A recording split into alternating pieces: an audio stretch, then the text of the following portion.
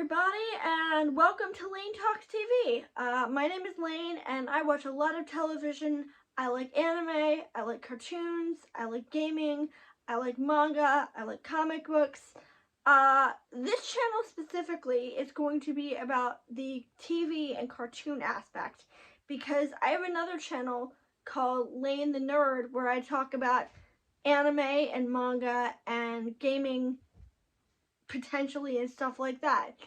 But I decided that I want to keep the TV vlogs separate because I was afraid that that might be the reason I'm not getting a lot of traction on the real videos, because truth be told, I've been putting up like 2 to 3 videos a day, because I have the Tokusatsu video, which is going to be a podcast.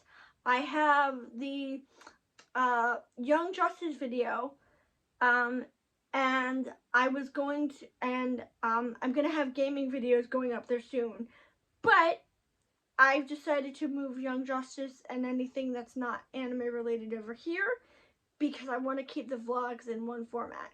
So, we are specifically talking about Young Justice Outsiders, because as you know, it is Pride Month, and Young Justice Outsiders introduces an LGBT character. In fact, they introduce several LGBT characters. But let me start from the beginning for people who are not familiar with Young Justice. You should be, but for people who are not familiar, Young Justice is about the exploits of a hero team who are basically consisting of the heroes who have been trained by the older generation. The older generation consisting of Superman and Batman and young Wonder Woman. Those heroes form the League of Justice. Young Justice is about their proteges, basically Superboy, Dick Grayson, Artemis Croc, whose father is Sportsmaster, who is a supervillain. Who else? Satana, and there are other characters. There's Red Tornado, who is their mentor.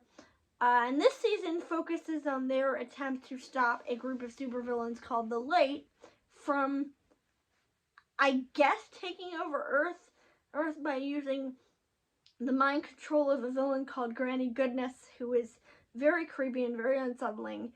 And she basically, hypnotizes people. Also using a creature called Starro somehow. Meanwhile, while that's going on, a young prince named Brion gets turned into a metahuman, as they're called in this universe, by the doctor who is supposed to be helping him, who starts to form a relationship with Black Lightning, but they haven't really gone into that, and I don't really care. Also, at the same time, he starts to form a relationship with a young metahuman named Violet Harper, who wakes up in a pit one day, and they discover that they were previously a young woman named Gabrielle Dow, who used to work for the Royal Palace, Alyssa Markovia, the place where Brion was. What else? Also, at this point, we're introduced to Cyborg, aka Victor Stone, whose father has to infuse him with the robotics elements in order to save his life, because his lab explodes. I don't know why his lab explodes, but for some reason his lab explodes. So he turns Victor into Cyborg, and Victor is rightfully pissed off.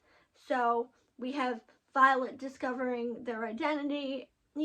We have Brion discovering what happened to his sister Tara, because his parents were murdered and Tara has gone missing.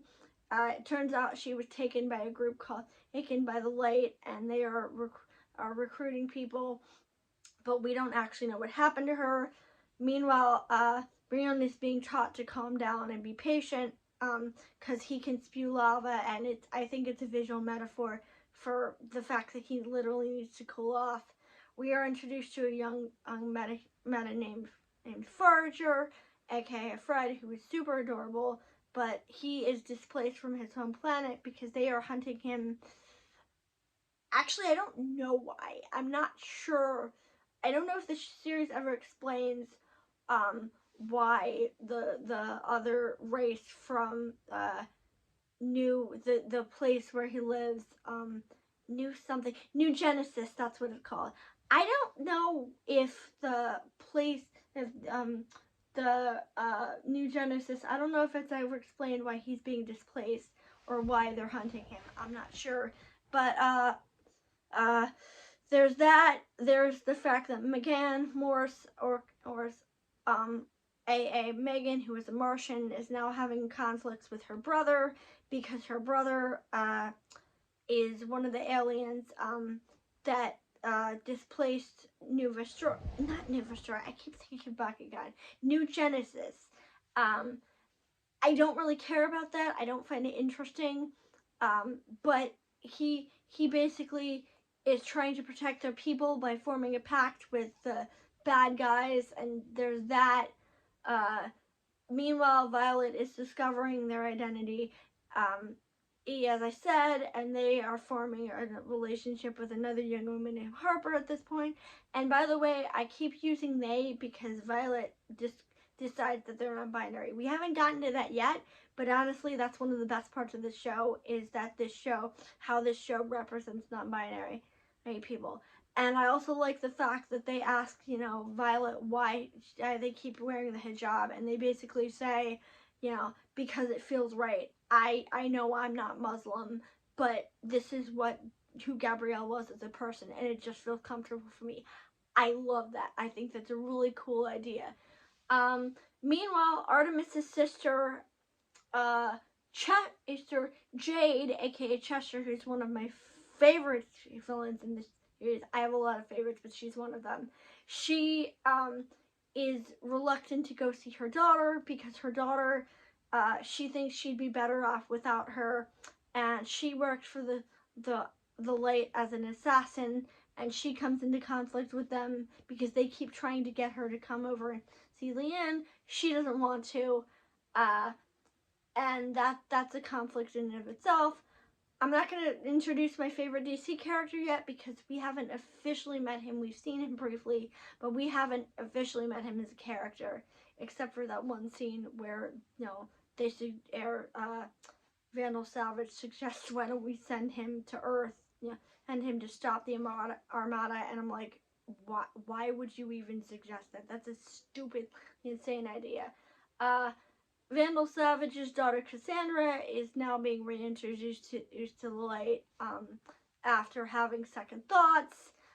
Lady Shiva, I'm not really sure Lady Shiva is a very big character this season, but she is a villain in the Light, and she kind of looks like Wonder Woman now that I think about it. Maybe that's on purpose.